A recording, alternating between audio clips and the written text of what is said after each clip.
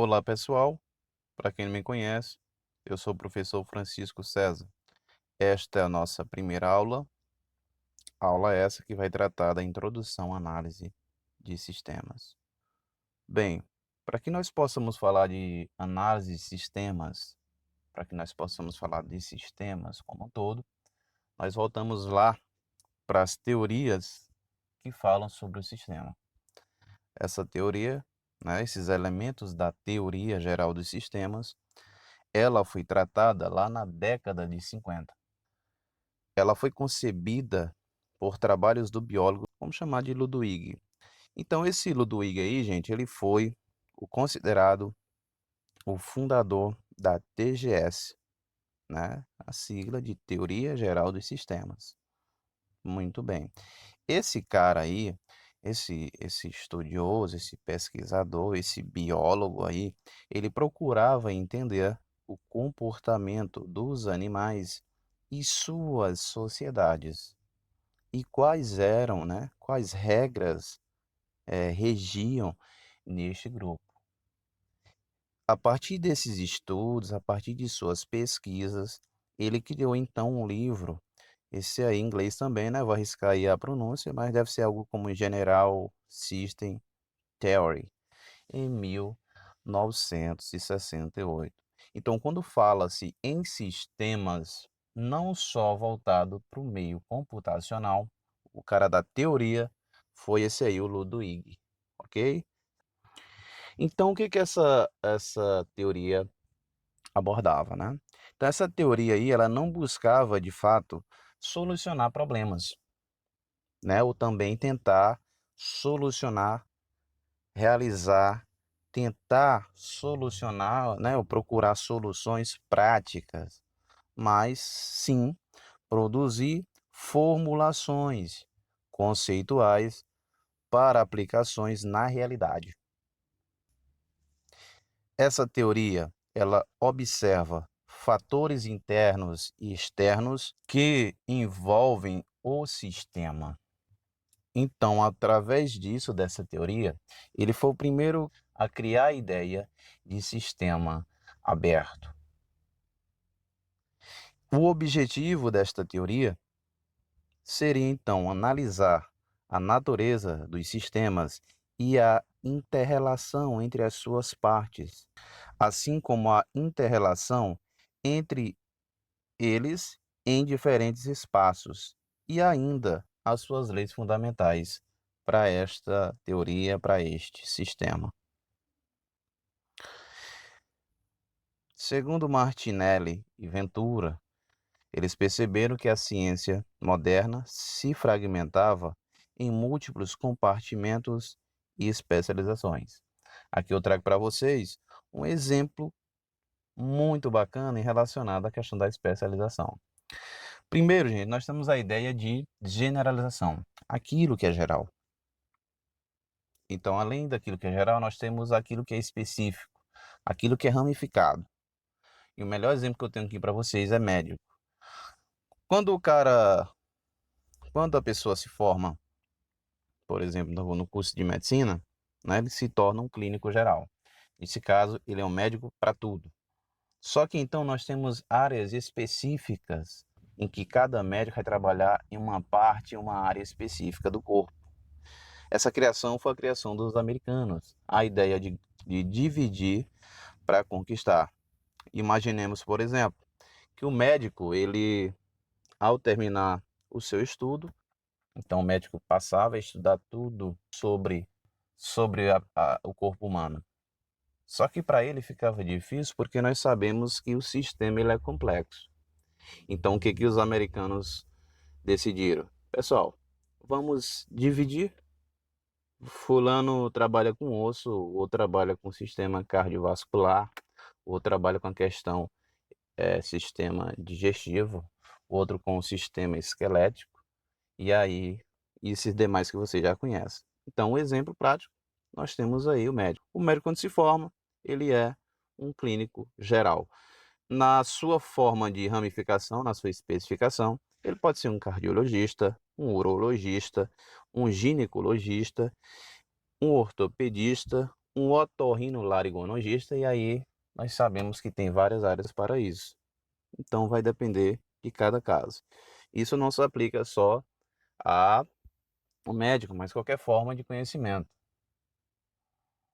Observe que quando a gente começa a estudar, nós aprendemos tantas disciplinas: português, matemática, história, geografia, ciência, biologia, né, física, química, e aí vai abrindo um leque de conhecimento, um leque de currículos, né, temas e vertentes aí diferentes.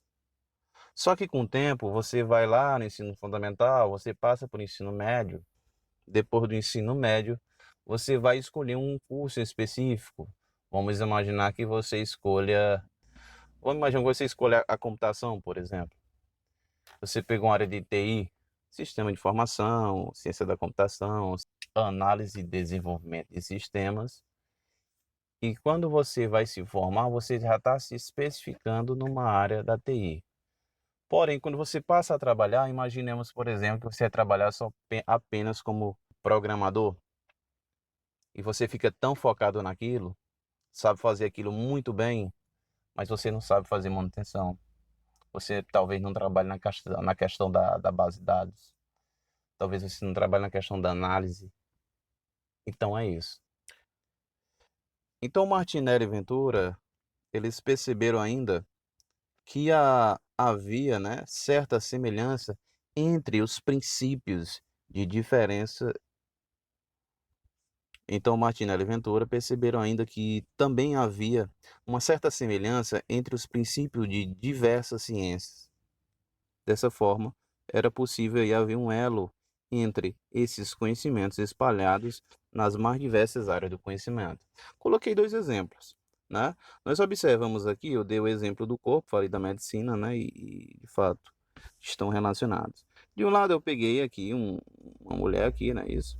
Então esta mulher é o corpo humano, representa aí o corpo humano, e nós temos vários sistemas aí, né? O sistema esquelético, sistema nervoso, sistema respiratório, digestivo, muscular, não é isso? Então, são vários sistemas. Se você pegar um carro, por exemplo, já uma coisa que não é divina, não é uma criação divina, né? Segundo alguns autores, mas é uma criação humana. Então, esse carro é um sistema também, é um sistema completo. Mas esse sistema ele se divide em um sistema, né? Na parte de motor, sistema aí elétrico, tem a parte aí de carroceria, nós temos a parte aí de freio, tem sistema de direção, suspensão, de transmissão. Então, nós temos aí uma semelhança entre os sistemas.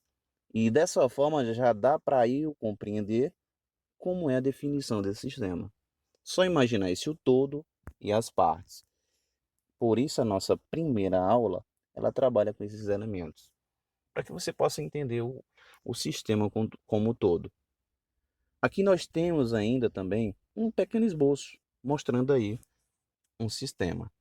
Esse sistema, o completo todo, esse que está aqui circulado por fora, esse maior, ele quer dizer que ele é um conjunto. Ele é um conjunto. Ele é um conjunto de quê? De subsistemas. Né? Pegando o caso do carro anterior, que eu dei como exemplo, o corpo humano. Então, o sistema todo ele tem essa complexidade, mas ele tem subsistemas que trabalham de forma específica para atender o todo. E esse sistema, todos eles são conectados. Ele tem conexão. Eles trabalham em conjunto para atender esse todo. E ainda, esse subsistema pode haver dentro dele outros subsistemas. O sistema, nós temos o todo, mas nós temos as partes, e essas partes, cada uma tem a sua função específica, mas também é trabalhado em conjunto, para que todos sejam conectados e atender a um fim comum num contexto geral.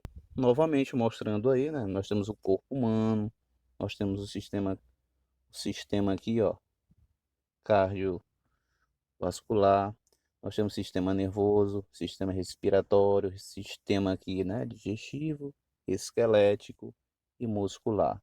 Estudaram isso tudo lá em ciência e biologia. Nós temos o sistema como o todo, mas nós temos aqui as suas partes, né, distribuídas. O Kenneth Boulding, economista, escreveu um artigo que descrevia a natureza geral da teoria dos sistemas. Falava também do seu objetivo e importância para o estudo dos fenômenos. Até os dias atuais, a TGS é estudada por diversos profissionais, administradores, biólogos, engenheiros e analistas de sistema. Gente, se você for procurar pesquisas mais a fundo sobre essa teoria geral do sistema, vai encontrar principalmente esse tema envolvendo aí a administração. Os administradores usam muito essa ideia, né, para aplicar na sua área. Apesar desta teoria ter sido proposta para alcançar todos os sistemas existentes, a área de conhecimento que mais tem explorado os meios da TGS é a computação. Então, a área de tecnologia, principalmente essa parte de análise de sistema, a construção, né, de sistemas, ela está bem relacionada a essa TGS. Caso vocês queiram saber mais sobre esta teoria, eu vou deixar aí na descrição do vídeo, também no material que eu vou deixar na plataforma, vai ter lá esse artigozinho que ele fala mais sobre a teoria geral dos sistemas num contexto, né, uma coisa mais ampla, não só esse bate-papo que eu estou tendo aqui com vocês. Então, pessoal, aquela ideia do sistema que eu mostrei do corpo humano, mostrei o carro, mostrei a questão da formação do médico.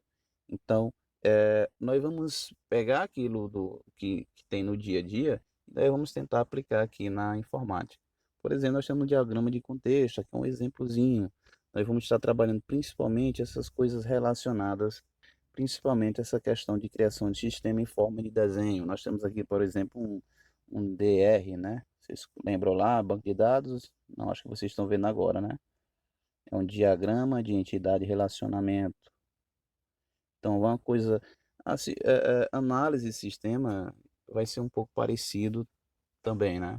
Nós temos também aqui, né, mais outro diagrama, isso aqui é um ML, e nós vamos aprender a fazer esses tipos de diagrama, certo? Cada diagramazinho diferente, mas tem aquela mesma ideia do sistema, dos elementos que eu mostrei anteriormente aqui. E afinal de contas, né, o que é um sistema? Então, o que é um sistema? Um sistema, gente, ele vai ser o quê? Eu peguei essa definição no site Conceito, né?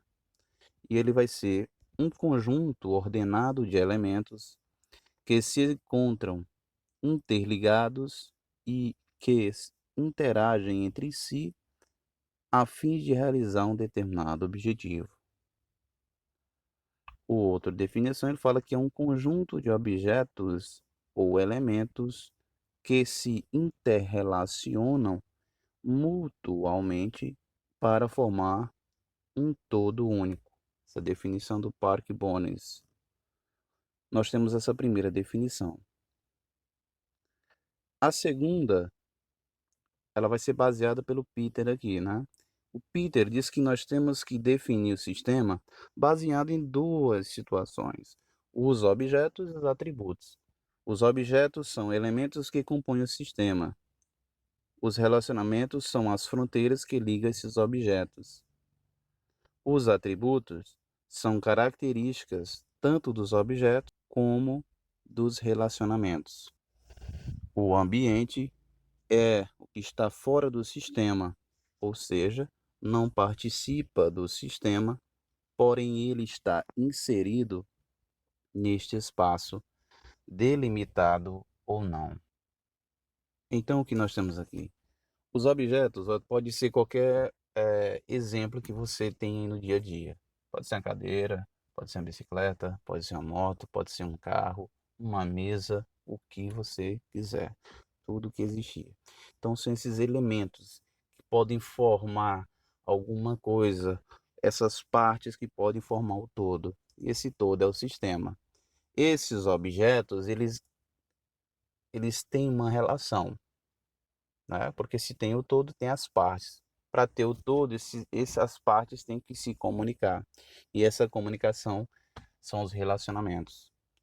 Esses atributos vai ser as características de cada objeto, né? De uma forma mais simples, você pega uma cadeira, diz que ela é de ferro, diz que ela é preta, sei lá, com detalhes brancos, que o carro, por exemplo, é vermelho, que ele é de metal, que tem partes metálicas, né? Que tem partes plásticas. Então, esses são os atributos. Então, segundo Peter, essa definição vai ser mais ou menos dessa forma. Ela vai ser um conjunto de objetos, né, com relações entre esses objetos e atributos relacionados com cada um deles e com o ambiente, de maneira a formar. Aqui ele tem um modelo que ele mostra, né, que todo sistema tem que ter essa entrada, vai haver um sistema de transformação que a gente aprende aí na informática, desde a informática básica, né? Entrada, o processamento, que é a transformação, as ações e a saída. E essas perturbações aqui que podem intervir nesse processamento, que no caso essas perturbações é o que ele chama aqui de ambiente. O ambiente, ele se interfere sim, ele se interfere no sistema. E na questão da análise dos sistemas, vocês vão compreender muito isso. Então nós temos aqui novamente o mesmo exemplo lá, só que de uma forma diferente. Então essa nuvem aqui é o meio ambiente, coloca onde nós estamos, ok? E aqui nós temos as entradas, como eu falei. Para ver esse sistema, ele tem que ter essas partes, né? A entrada, ele tem que ter um processamento e ele tem que dar uma resposta. Essa resposta é a saída, certo? E ainda nós temos o que nós chamamos de feedback ou retroalimentação. Depois que todo o processo passa por todos os itens, né? A entrada, ao processamento, né, desse sistema, depois ele devolve uma saída. Nessa saída, ela vai retornar para a entrada para saber o que deve melhorar, por exemplo, do sistema. Você pega, por exemplo, vamos dar um exemplo simples, uma loja, um restaurante, né, um bar.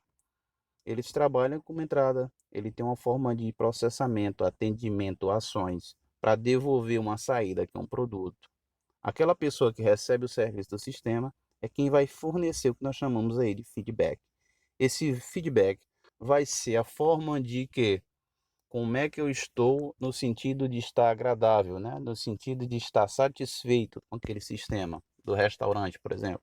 Então, é isso, essa volta, essa retroalimentação para que esse sistema possa funcionar de uma forma correta. Quando falamos em sistema, nós temos duas abordagens. Essas abordagens, né, ela pode ser realizada de duas formas clássicas.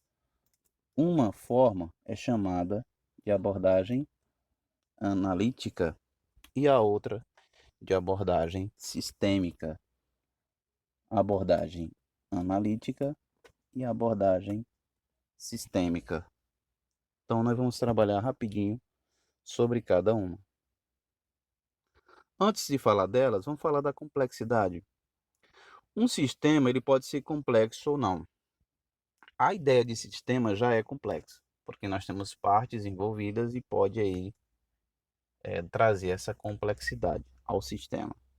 Então essa complexidade diz o quê? Que é o número de elementos que fazem parte do sistema, seus atributos, interações e o seu grau de organização. Dessa forma, podemos entender que um sistema complexo é aquele que possui vários elementos com vários atributos e interações entre eles. Podemos concluir ainda que quanto maior o número de elementos de um sistema, maior será a sua complexidade. Então, o que é complexidade? Não é que o sistema seja difícil. A ideia de complexidade vai estar relacionada ao número de partes. Vamos imaginar, por exemplo, um aplicativo simples para fazer, por exemplo, editar uma imagem. Isso é um aplicativo simples. É um sistemazinho pequeno, E nós sabemos que, dependendo da forma que ele não vai ter essa forma complexa. Mas se nós observarmos, por exemplo, agora um sistema maior, por exemplo, sistema de e-commerce lá da Americanas, de compra e vendas. Então nós temos aí uma complexidade maior, porque há várias partes envolvidas. Imagina a grandeza, imagina a complexidade que é.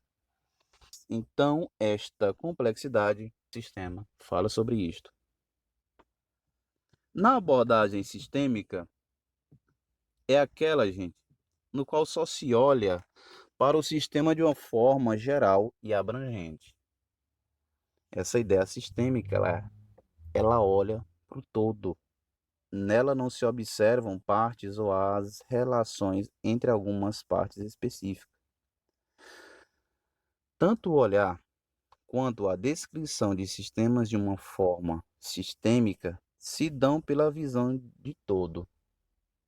Procura-se identificar as bordas do sistema e o que está dentro e fora desta borda.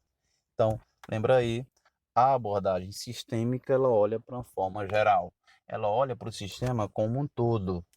O que esse sistema pode ser interferido ao todo? O que pode afetar ele? Então, ele vai ter mais essa ideia. Já na analítica, ela já é o inverso. Ela vai se preocupar as partes e o funcionamento, a composição detalhada. Esta abordagem ela olha para cada parte que compõe, cada parte que envolve e que se relaciona no interior do sistema. Vamos entender que seria de uma forma mais minuciosa. As partes e os seus relacionamentos ficam expostos ao observador, que consegue defini-los e estudá-los durante o processo de análise do sistema. De forma resumida aqui, essas abordagens, tanto analítica e sistêmica, tem algumas diferenças aí. Primeiro, a analítica ela tem a ideia de reducionismo. Não é que ela vai olhar de forma reduzida, ela vai olhar para as partes. Quem é que compõe? Quem é que se relaciona? Quais são essas partes em si? E esse pensamento analítico, né, vai ser aquele pensamento mais analisado, mais minucioso, e também vai trabalhar a forma de mecanicismo. Já a sistêmica, ela vai olhar para o todo. E nesse caso nós temos expansionismo, que vai trabalhar o desempenho de um sistema, né? Ela vai depender de como ele se relaciona com o todo maior que envolve, do qual faz parte. A ideia da abordagem sistêmica é focar no todo. Ela vai envolver nessa parte que o faz, mas de sua forma geral.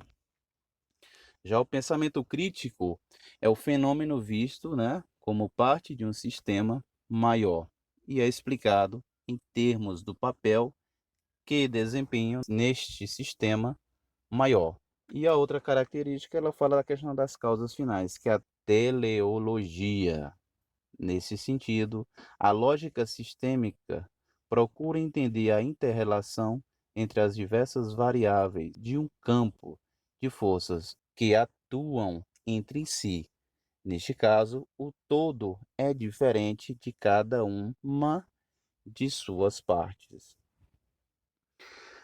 Aqui é um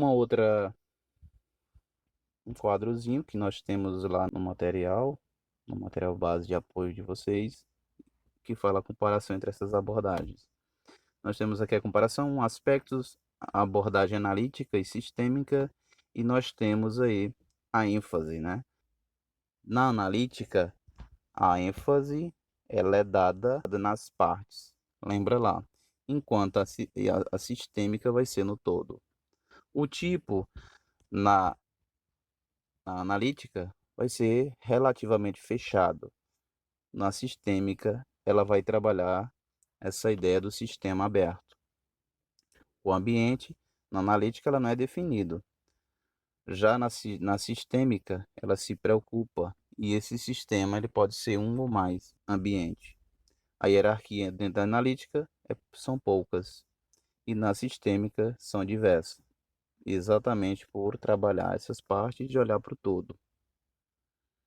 O estado na analítica é estável e na sistêmica adaptativo, em busca de um equilíbrio. Ou seja, de acordo com cada influência do ambiente nessa abordagem sistêmica, nesse sistema aberto, ele pode mudar essa ideia, essa forma de abordagem. Então, quais abordagens aqui? Ele pergunta assim, né? Qual das abordagens é mais importante no processo de estudo ou análise de um sistema? Então, as respostas é o quê? As duas. Então, no primeiro contato, adota-se uma abordagem sistêmica para que se tenha um conhecimento claro, né? Um conhecimento claro do que é um sistema e quais suas relações com o ambiente no qual está inserido. Nos contatos seguintes, adota-se uma abordagem mais analítica para que se conheça com mais facilidade todas as partes que tem o sistema e como essas partes elas se interagem. As características principais do sistema vai ser o objetivo geral desse sistema, né? Cada sistema vai ter um objetivo, ele tem que chegar a um determinado valor, ele tem que ter produzir alguma coisa, no final ele tem que fazer algo. E o outro vai ser o quê? A outra característica é o ambiente, né? Como é que esse ambiente ele pode interferir nesse sistema? Ou outra forma são os recursos. E a outra vai ser a questão da administração. Os objetivos significam aquilo que deve ser alcançado pelo sistema, ou seja, o motivo pelo qual o sistema existe, e as medidas de rendimento indicam o quanto ele está ou não alcançando seus objetivos. Essas medidas de rendimento seriam partes, né, desse objetivo, ou seja, passos para chegar até ele. O ambiente do sistema está associado com aquilo que está ao seu redor, ou seja, com todos os outros sistemas ou coisas que se encontram externamente próprio deles. Nesse caso, gente, é interessante. Como é um sistema aberto, ele trata muito a questão do ambiente. Por exemplo, o que os comércios, né, o que a economia hoje acontece com ela? Né? Nós sabemos que hoje a economia está caindo. Devido ao quê? Devido à pandemia. Nós sabemos que muitos restaurantes, muitas lanchonetes, supermercados e demais serviços que não podem abrir no momento da pandemia, né? Então, essa pandemia aí do Covid, muitos sistemas não podem abrir. É isso? O que ele faz? Estamos falando de ambiente, influenciou o supermercado, o sistema comercial, que ele tem que se adaptar a esse ambiente, porque o ambiente mudou. As pessoas não podem mais se aglomerar. Então, a estratégia é uma adaptação. Qual foi a adaptação? Que nesse caso os comércios tiveram que fazer o quê? Tiveram que fazer o que nós chamamos de entrega a domicílio. Que o pessoal hoje usa muito agora, negócio de delivery, né? Esse negócio de colocar a língua alheia na nossa. Então, delivery, se você quiser ir buscar, o pessoal usa o quê? Drive-thru. Então, existe esse modelo. E até as formas de pagamento, né? Transferência, cartão e transferência por carteiras digitais. E aí vai. Então, a ideia do sistema aberto é que ele se adapte aos estímulos que ocorrem neste ambiente. Os recursos são aqueles que garantem o alcance dos objetivos em um sistema. Se for um sistema de informação, nós já lembramos aí como é que ele é, né? Se for na tecnologia da informação, né? Se for na computação, nós temos o hardware, nós temos o software, e nós temos os recursos humanos, que nós também chamamos de people. Então, o sistema de informação, nós precisamos da máquina real, aquela que você toca, né? O hardware. Nós precisamos também de software, né? Precisamos de programas lógicos, precisamos dos algoritmos, né? Que façam isso, essas sequências lógicas. E precisamos também do people area, né? Do recurso humano. Aqueles que fazem, aqueles que sabem, aqueles que trabalham, aqueles que utilizam essas ferramentas, essas tecnologias. E por último, nós temos a questão da administração do sistema. Nesse caso, tem que haver uma boa gestão. Como é que esse sistema vai ocorrer? Como é que ele é gerido? Ele se preocupa com o quê, né? As funções de planejamento e de controle associadas ao sistema, as questões organizacionais, gestão de pessoas e funções, onde é que eu vou colocar cada pessoa? Então, pessoal, isso foi uma aula simples, rápida, básica, né? Em meio a esse momento que nós não podemos ficar próximos, não podemos ficar perto, mas não quer dizer que nós não podemos ficar juntos. A atividade, acredito que muitos já responderam, que a aula chegou um pouquinho atrasada, mas estou fazendo as aulas aos pouquinhos aí e vou deixar disponível lá na plataforma. Responda a atividade, envie e aguarde sua nota e a correção da mesma.